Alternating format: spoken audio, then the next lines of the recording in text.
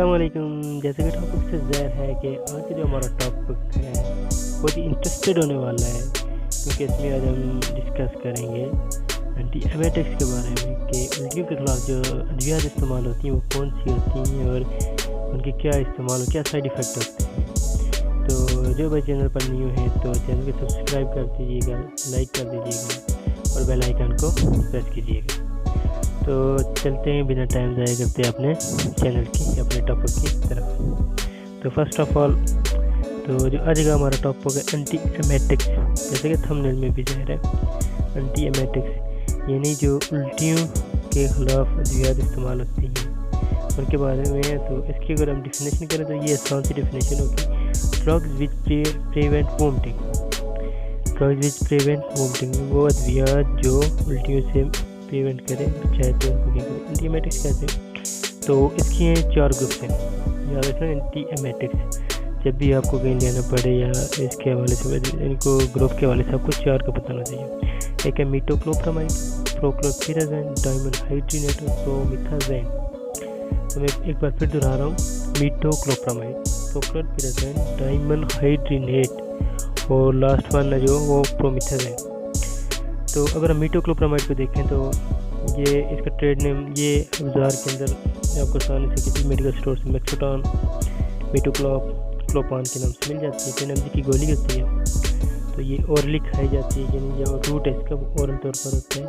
इसके इंजेक्शन भी होते हैं, इंट्रामस्कुलर और आईवी इंजेक्शन भी होता है। इसके अलावा जो क्लिनिकल यूजेज है, यानी जो मेडिसिन है मीटोक्लोप्रामाइड इस्तेमाल कौन सी है, ये तो ज़ाहिर सी बात है उल्टी के लिए इस्तेमाल हो रही है। नाज़िया और वोमिटिंग उल्टी के लिए इस्तेमाल होती है, लेकिन ये कीमोथेरेपी के साथ भी हो सकती है, पेप्टिक अल्सर के साथ भी हो सकती है और मिग्रेन ड्रग्स के साथ भी दी जा सकती है। तो इसके वाला जो दूसरा ग्रुप है डायमेथाइड्रिनेट, तो उसके अंदर एक बहुत इंपॉर्टेंट मेडिसिन होती है यानी ग्रेविनेट, उसी का फार्मूला है। और डायमंड और डिवोन ये भी उल्टी के लिए इस्तेमाल होती हैं। ये 500 से 1000 mg तक गोलियाँ होती हैं। ये भी ओरल होती हैं, IM और IV होती हैं, लेकिन ये बच्चों को नीट को नहीं देते, ये बात याद रखनी है।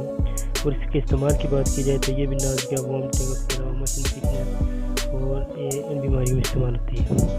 साइड इफ़ेक्ट अगर देखें जाए ड्राई माउथ, उसके अलावा इमोलाइटिक अमीनिया और लैसिट्यूड वगैरह के जो साइड इफ़ेक्ट होते हैं, जो फिश लिक्विड उसके भी साइड इफ़ेक्ट यही हैं। तो कॉमन साइड इफ़ेक्ट हेडेक वगैरह हो जाते हैं। और लास्ट वन है तीसरा प्रोक्लोरपिराज़ाइन, इंस्टीमेटल स्टेबल है, प्रोकैटल है, ये इसका ट्रेड नेम है। क्लिनिकल यूजेज आपको पता है, नाज़िया और वोमिटिंग है, साइड इफेक्ट इसके भी यही हैं। और उसके अलावा लास्ट वन है प्रोमिथाज़ाइन, ये इंपॉर्टेंट है, ये याद रखने की है, क्योंकि इसके अंदर ए वोमेन एक ही गोली है ये इस ग्रुप की, और वो ओरल तौर पर दी जाती है और यूजेज तो नाज़िया वोमिटिंग है। साइड इफेक्ट इसके सबसे नॉर्मल गोली है तो इसके नॉर्मल साइड इफेक्ट होंगे एंजाइटी, कन्फ्यूजन, डेजीनेस, फटीग। तो ये इसके साइड इफ़ेक्ट है। तो जो भाई चैनल पर न्यू है चैनल को सब्सक्राइब लाजमी कीजिएगा। तो फिर एक नई वीडियो के साथ हाजिर होऊंगा।